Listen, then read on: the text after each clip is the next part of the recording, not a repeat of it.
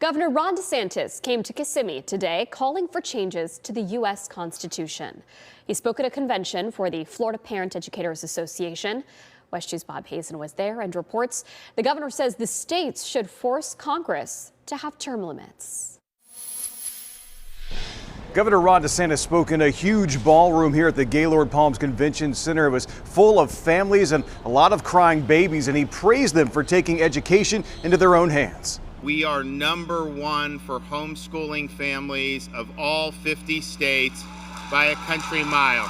The governor talked a lot about education. Of course, this was a convention of homeschooling families, and he touted his push for school choice, including freeing up money for private school tuition, charter schools, and for families that choose to homeschool. And he brought up the state's fight against diversity programs in schools and transgender athletes. But he also veered into some political issues. He said he's pushing to get states to sign on to the idea of a constitutional convention where new amendments could be approved. He laid out what he thinks those amendments should be.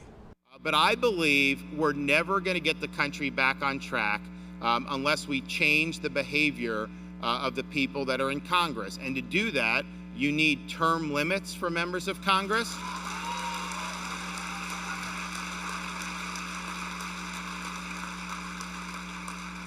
And you need a balanced budget requirement for the federal Constitution.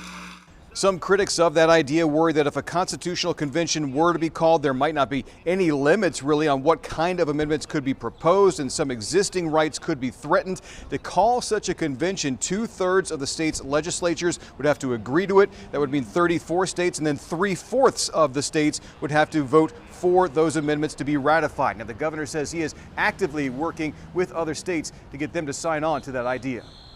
Covering Osceola County in Kissimmee, Bob Hazen, West 2 News.